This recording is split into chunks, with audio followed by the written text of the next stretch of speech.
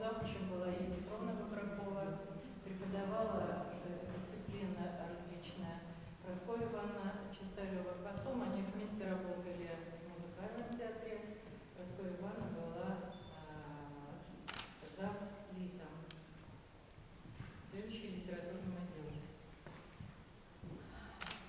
Я не смогла говорить. Я на ранах тоже не смогла. А сейчас мне хоть что-нибудь хочется сказать.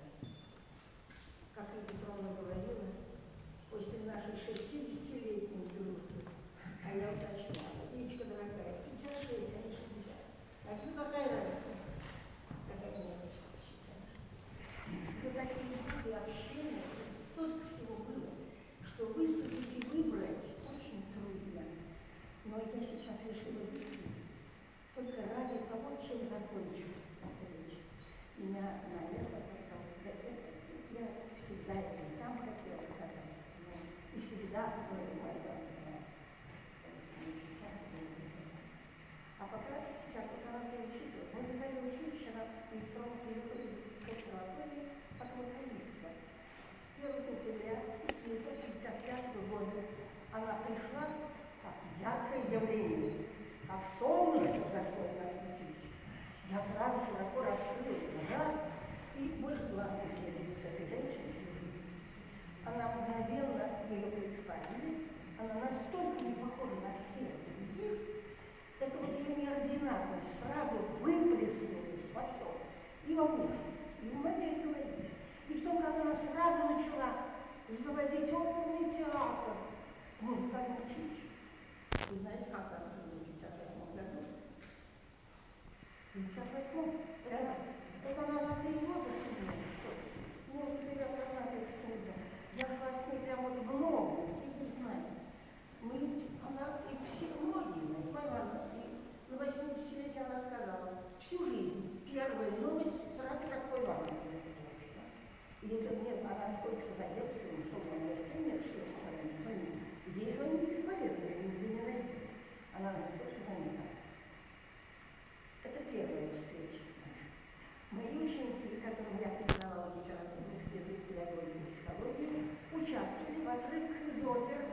Они уже даже не вокалисты, не только вокалисты. Дирижер, хроники, они тоже там вокалом занимались. Как вот ей там выступилось? Мгновенно у нас вот в училище появился оперный театрик. Драмтеатр, она брала билеты, тренировала, бородами и так далее.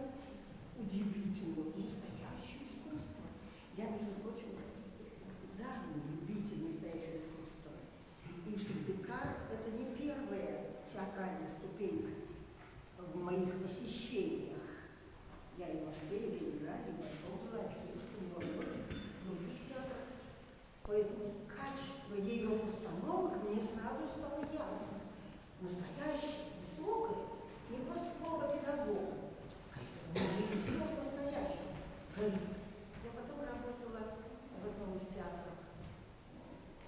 Потом мне Петровна работала.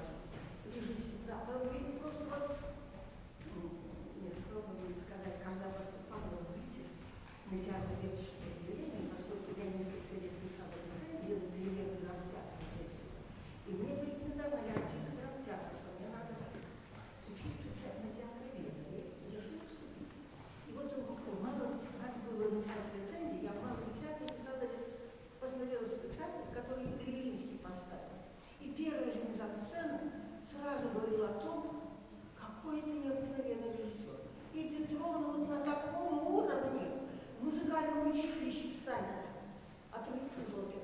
Ну как было не потрястись, как было не